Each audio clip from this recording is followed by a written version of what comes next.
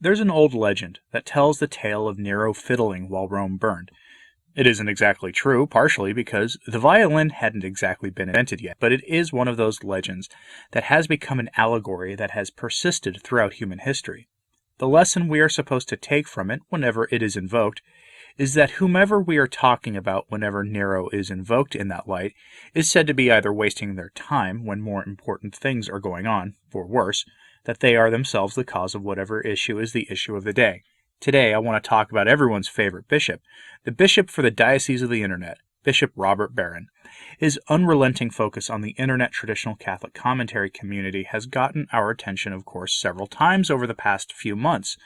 I guess when he had extra time on his hands last year, he noticed all of us talking about the state of the Church, and took it upon himself to defend Vatican II and the rest of it. His Excellency has a new book out with all the documents of Vatican II in one place, including key addresses by the modernist fathers of the Council, most of whom history tells us had been watched by the Holy Office as possible heretics before the Council even got started. But that's a topic for another time, because that's not something most of the Vatican II defenders will ever tell you. Barron has published this book, and the National Catholic Reporter reviewed it. Now, I don't really care about the review itself. What is important here is what they said about Barron and his purpose for putting the book together, which is to correct all the meany, uncharitable, pharisaical traditional Catholics. To be clear, he is using an enormous amount of resources to try to correct Internet traditional commentary. Enormous resources that could be better spent elsewhere, because right now, while he is focusing on us, the CDF, the Congregation for the Doctrine of the Faith, is okaying Holy Communion for those who cannot possibly be in a state of grace. That should be the focus of all the bishops who profess to care about the real presence and the fact that most Catholics just think the Eucharist is a symbol. The issue isn't Vatican II today, but its fruits. The article begins by laying it all out for you with the defense of Vatican II and Francis's push for constant change in the Church, and it even ends on a note of Francis not being enough of an innovator for the National Catholic Reporter. Yes, Francis is more of a traditionalist than the National Catholic Reporter is. Marinate on that one for a moment. What I really want to focus on here is the middle of the article. The National Catholic Reporter, for all of its flaws, does a good job of describing Barron's purpose for publishing the Vatican II documents in one place. And why is he doing that? Because the meany radtrads, of course. Now, according to the article's author, Mr. Massimo Fascioli, who has been a frequent topic of discussion here, Barron's hypothesis is that the documents of Vatican II haven't been read by most Catholics, and the ones who did read them didn't understand them. There's something rather unsettling about that statement, by the way, that we can only understand them if we have Bishop Barron to tell us how to read them. However, some of us did read them and did understand them, which is why we became traditional Catholics who want the faith, as it was throughout history before the Council.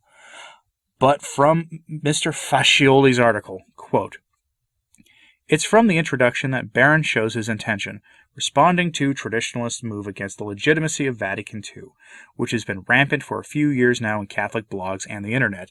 This anti-Vatican II narrative has had a surge since the paraschismatic attempt by the good Archbishop, as I call him, in hiding, former Apostolic Nuncio to the United States, who tried to unseat Francis in 2018, turned later into a bizarre narrative on contemporary Catholicism that the Archbishop and his followers see as a catastrophe made possible by the teachings of the Council. Barron has talked about this surge of anti-Vatican II cyber-traditionalism in the last year, especially in his lecture, Pope Francis and Vatican II, for the Napa Institute retreat in 2020. In the introduction to the Word on Fire Vatican II collection, Barron lays his cards on the table. His intention is to respond to the traditionalists' attack. A fresh controversy has broken out, this time prompted by traditionalists who claim that Vatican II has betrayed authentic Catholicism and produced disastrous consequences in the life of the Church." End quote. I'll continue with that in a moment. It's worth noting here that all of the contents of that book, all of them, can be found for free on the Vatican's website. You know those videos I publish on Saturdays? Those papal encyclicals? The vast majority of those can be found on the Vatican's website for free. They are there for the rather explicit purpose that I use them for, namely education. So instead of paying the bishop of the Archdiocese of the Internet for documents that you can get for free, you could just read those on the Vatican website.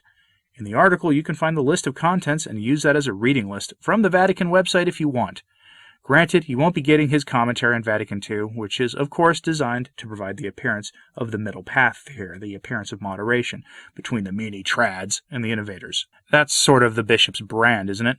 But let's continue, and pay attention closely to the following, because the National Catholic Reporter says what most of us have been saying about Vatican II the whole time, except they say it approvingly. Quote, Barron calls, with an understatement hard to understand, Vatican II one of the most significant cultural and ecclesiastical events of the 20th century. Actually, Vatican II was the single most important event for Catholicism in 4 centuries since the Council of Trent. This book is a response against the new enemies of Vatican II, the Catholic rad-trads, but without forgetting Barron's other polemical objects. Here, Barron in the introduction again. I and Word on Fire stand firmly with Vatican II, and hence against the radical traditionalists. We stand firmly with the Wotlia-Ratzinger interpretation of the Council, and hence against the innovators. End quote. Naturally, there is one rather significant event from Vatican II that the National Catholic Reporter is not mentioning, that Massimo Fascioli is sort of purposely overlooking, and that is the apparitions of Our Lady of Fatima, which were the biggest public miracle since the times of the Gospel, if not even before, given the grand scale of the events of Fatima. I have actually seen theologians compare it to the events of the Red Sea. Think about that. But it is only natural that the National Catholic Reporter, and this writer in particular, would ignore that. If you think about it and have followed what I've been saying about Fatima for a while now, that in all likelihood Our Lady's message was a warning about the consequences for the world of a wicked council of the Church, culminating in a grand chastisement. And don't take my word for it. I did a video on it before where I bring to you the words of various cardinals who were actually at the council and who had access to the third secret, or at least were tangentially related to people who had the third secret and kind of got the gist of the message. They all said the same thing. But that's a topic to revisit for another time. Now, before I move on to the fact that Barron is really wasting his time on this rad-trad stuff in a matter befitting Nero while Rome burns, the reporter does point one thing out. The proper interpretation of Vatican II is the hermeneutic of rupture. Francis has said this himself, which I also covered in a video a few weeks ago, although he didn't use that terminology. And the National Catholic Reporter cites as proof of concept the opening speech delivered by Pope John XXIII to the Council itself. Quote, the book opens in a promising way with the choice to publish Gaudet Mater Ecclesia, which is hermeneutically important to understanding Vatican II and the intention of the Pope who called it, John XXIII. That speech plays an important role in the statements of Pope Francis on the interpretation of Vatican II. End quote. A true hermeneutic of continuity is to break clean from the past. I understand Benedict XVI's attempt to craft the hermeneutic of continuity we see today. He obviously saw the fruits of Vatican II for what they were, but found himself in the unenviable position of trying to fix the things he helped to make in the first place. Remember those group of theologians that the Holy Office was keeping an eye on? Well, at the time, Father Ratzinger was one of those. But the fact remains that Barron's continued status quo sustaining work is being noticed for what it is by everyone, except of course by those who hang on his every word. But remember what I said at the start of this, that the bishop should be using his energy elsewhere. He professes to be aghast at the Moloch issue and its wide public support, especially among Catholics, and especially among Catholics in the public eye.